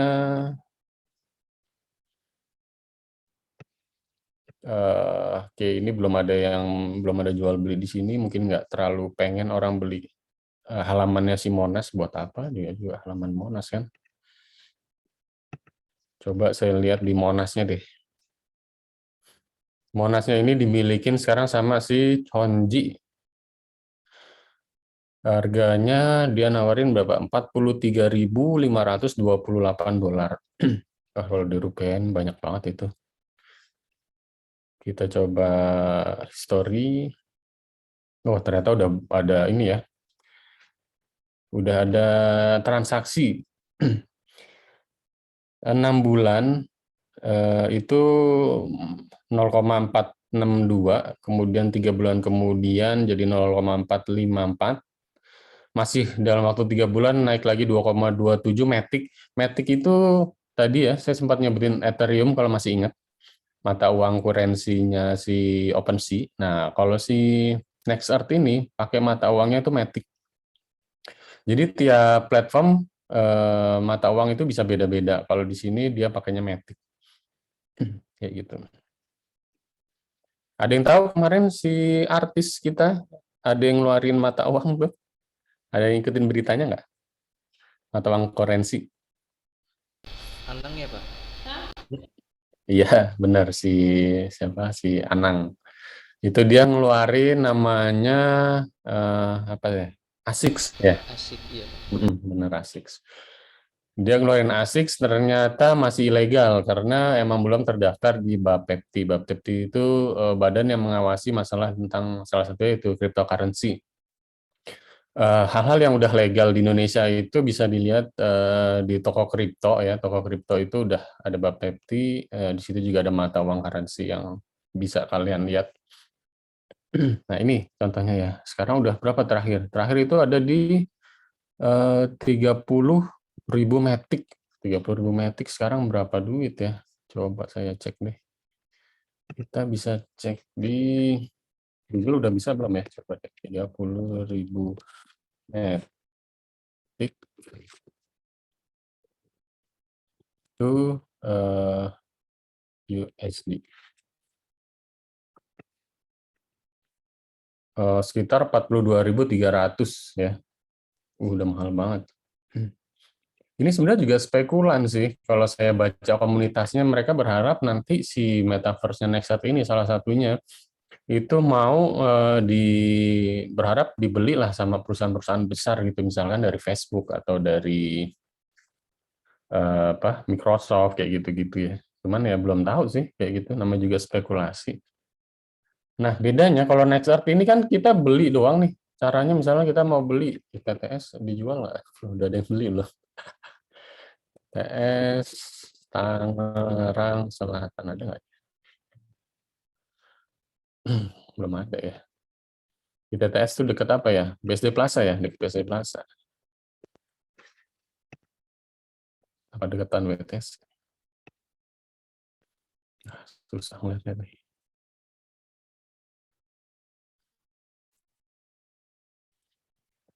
Nah, kita tuh kalau mau beli itu per tile gini, per lantai istilahnya. Jadi satu lantai itu harganya berapa, dijumlahin berapa. Nah, itu kan apa coba? Kalau menurut kalian untungnya apa? Hampir nggak ada interaksi kan? Nggak ada interaksi gitu. Fitur apa yang ditawarin sama Nextart ke kita? Hampir nggak ada sebenarnya. Tapi kalau misalkan metaverse-nya Facebook itu kan pakai ini ya, pakai VR itu ya. Nah, kalau pakai VR itu kan kita bisa masuk ke dunia itu, terus kita misalkan punya rumah di situ, rumah itu bisa kita bangun sesuatu, orang lain bisa main ke rumah kita, terus mungkin nanti di rumah kita tuh ada, misalkan sekarang yang udah ada ya, kayak meja pingpong, jadi orang main di rumah kita, terus teman kita main, kita bisa main pingpong bareng di metaverse-nya dia, gitu kan. Mungkin itu lebih seru ya, bahkan yang saya baca kemarin tuh ada McD gitu. McD itu bikin apa namanya, bikin udah siap-siap dia mau bikin rumah makan di dalam metaverse. Gimana coba? Gimana cara makan kita makan di dunia virtual? Emangnya kenyang gitu kan? Enggak juga, tapi harapannya gini, pas kita lagi jalan-jalan gitu ya di dunia metaverse, terus kita lihat tuh ada McD nih, terus oh ada ini nih, ada menu baru kayaknya enak nih, yaudah deh mesen gitu kan. Di situ mesen ketemu sama mbak-mbak McD-nya, mas-mas McD-nya, mas mesen ini, terus kita transfer, mungkin di situ nanti ada mata uangnya sendiri, atau mungkin bisa integrasi sama Gojek dan lain-lain. Akhirnya kita transfer deh, kita Gojek, nanti baru makanannya datang ke rumah kita aslinya ya, bukan di rumah metaverse. Di rumah metaverse mah sama aja kita nggak bisa makan. Jadi bisa sampai sejauh itu nanti gitu. Bahkan sebelumnya ada Justin Bieber ya. Justin Bieber itu kan bikin konser di dalam metaverse gitu. Jadi kita bisa ngelihat idola kita gitu. Manggung gitu. Kita jadi ada feel-nya gitulah. Kita masuk lagi ke dalam konser. Apalagi sekarang kalau pandemi kan konser itu udah nggak tahu udah ada apa belum ya. Kayaknya belum ada sih kayak gitu. Tapi di balik semua teknologi itu pasti ada sisi negatifnya. Nah, nanti teman-teman bisa pelajarin ya, apa sih negatifnya dari metaverse. Bisa aja orang jadi, mungkin ya anak-anak sekarang gitu jadi kayak ini apa, bisa jadi malas gitu di dunia asli, karena seruan di metaverse, mungkin itu salah satu hal buruknya ya. Maunya di metaverse aja lah, sekolah metaverse, main di metaverse gitu. Kayak gitulah, semuanya ada implikasinya. Oke, kita sekarang lanjut lagi ya. Udah 9.42. Ada pertanyaan nggak nih tentang metaverse? Yang masih penasaran apa kayak itu? Gitu. Silakan.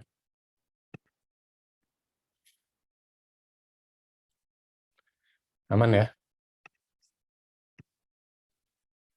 Aman, Pak. Oke.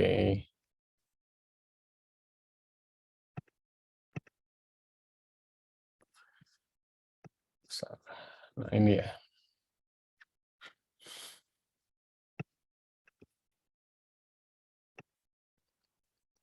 Menurut kalian seru nggak nanti? Misalkan kalau kuliah nih, kan pakai VR tuh kacamata itu tuh. Terus kita ngelihat ada ruangan kelas, terus kita duduk emang di tempat duduk yang biasa kita dudukin, terus ngelihat ada dosennya, ada ada materi segala macam.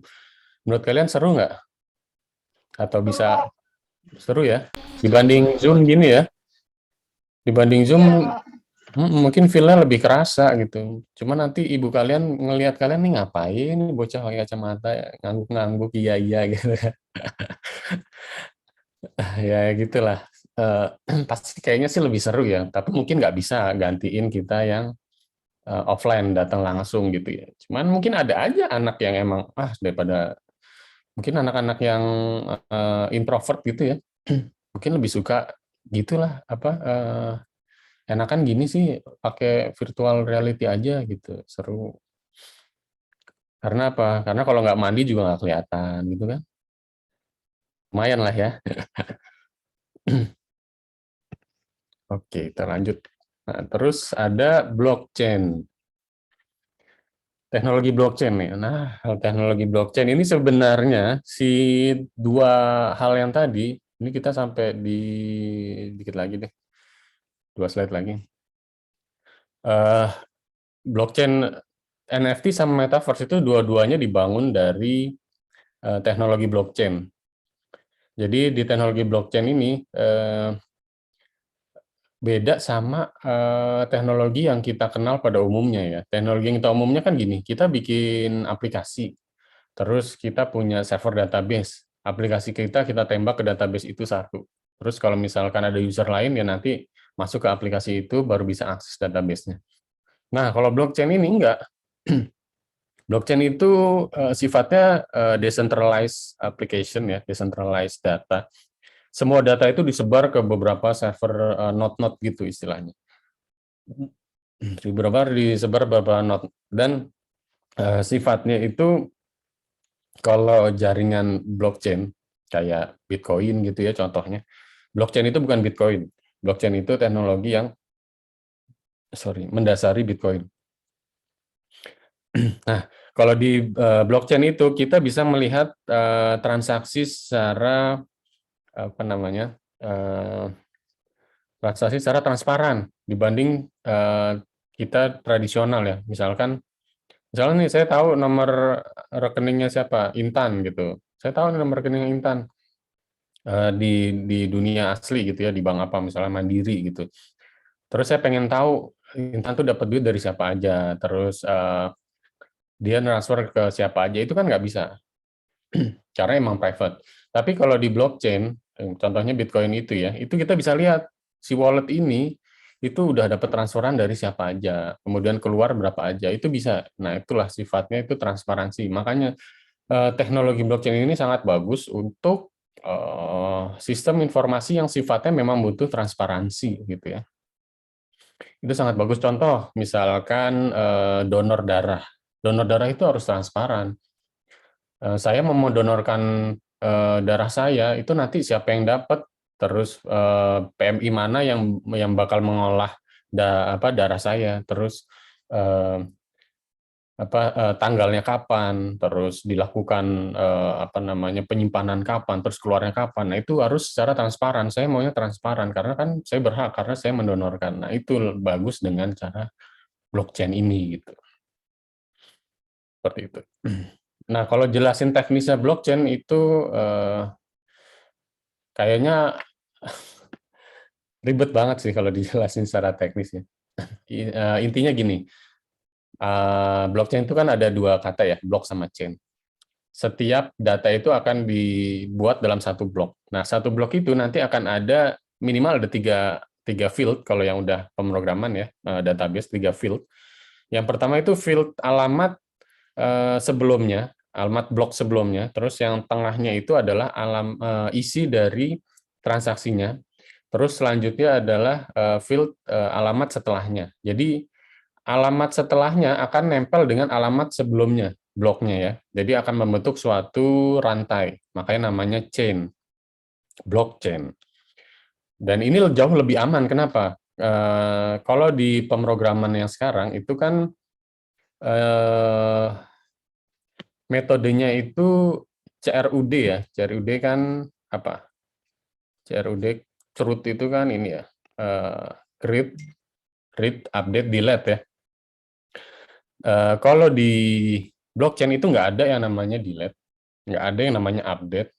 Jadi cuma ada nge-create sama read doang. Makanya cepat dan aman. Karena amannya dari apa? Amannya itu node-node itu kalau mau dihack tuh, mau diganti datanya, kalian itu harus mempengaruhi atau harus menghack jumlah node yang ada, jumlah server yang ada sebanyak 50% plus 1 karena sifatnya dia itu konsensus.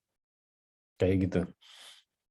Sedangkan kalau kita mau nge-hack server server misalkan server di TTS saja misalnya ada 1 gitu. Tapi jangan dihack beneran ya. Repot juga ntar, kasihan Mas Agung. Nah itu kita cukup ngehack di situ satu, udah keganti datanya. Tapi kalau blockchain nggak, kalian harus ngehack 50 lebih, baru 50% lebih, baru bisa keganti semua datanya. Gitu. Seperti itu blockchain. Nah ini yang terakhir lah. Nah kalau ini nih, teknologi apa nih kira-kira nih? Ada yang tahu nih? Masa iya nggak ada yang tahu?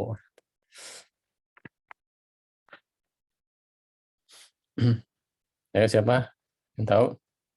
Masih terkait etika nih, ada etikanya nih.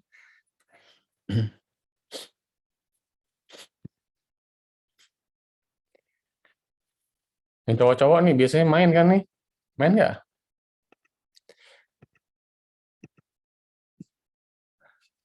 Ada yang main di sini? Main, Pak. Mas Aru? Legends, Pak. Oh, yang cewek juga main ya? Mantap. Enggak sih, Pak, saya enggak main. Oh, nggak main, kirain main. Siapa tadi, Mas Aru ya? Iya, Pak. Main yang mana? Yang atas atau yang bawah? Apa dua-duanya? Yang bawah sih, Pak. Tapi yang atas juga pernah, tapi nggak lama gitu, Pak. Cuma Ah. nyoba. Apa yang atas apa? Dota kan, Pak? Nggak salah. Bener. Yang bawah? Wah, udah balas Mobile tahu Legends. aja. Mobile Legends ya. Nah, sebenarnya game online itu sekarang kita bisa bilang game online itu udah mengarah ke e-sport ya. Jadi para pelakunya yang profesional ya, yang pro itu udah bisa dibilang atlet gitu. Jadi udah bukan dibilang gamers lagi sebenarnya. Jadi bisa kita bilang itu adalah atlet profesional. Nah, di game online ini tentu akan mendatangkan banyak etika yang buruk ya. Jadi salah satu contohnya ini nih, toksik-toksik kayak gini nih. Jadi apa namanya, gampang banget kita menyalahkan seseorang gitu ya, untuk di dalam gamenya gitu ya. Dan ini bukan hal yang baik sih sebenarnya gitu, karena game itu tadinya tujuannya kan sebenarnya untuk having fun gitu ya. Selain kalau emang untuk yang pro ya, untuk yang having Kenapa? apa tuh? Nah iya, jadi nggak masalah sih sebenarnya main game tuh nggak masalah. Saya juga sesekali juga main game gitu. Cuman yang perlu kalian ingat di etikanya ya, kita sebaiknya itu nggak melampaui lah. Artinya kalau kita memang mungkin ya ada sih pasti kesel gitu ya sama satu player, tapi nggak perlu lah sampai melakukan bullying. Karena hati-hati ya kalau sekarang kita melakukan bullying gitu. Kalau misalkan usernya itu kebetulan apa namanya mungkin bapak-bapak yang kenal gitu ya masalah undang-undang ITE, kalau bisa di screenshot terus dilaporin segala macam lah, bakalan repot gitu. Mendingan kita main-main aja sih kalau mau ngasih apa namanya, ngasih kritik yang wajar aja gitu ke player. Oke, paling kuliah kita sampai sini dulu ya. Ini masih banyak sih. Kalau ada pertanyaan silakan. Monggo kalau mau ada pertanyaan dulu.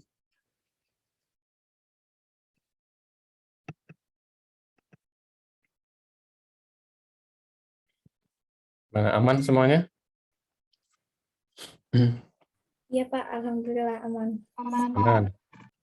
Terus minggu pertama gimana? Udah banyak tugas belum? Saya mau ngasih tugas gimana? Lumayan, Pak. Lagi banyak ya? Pak.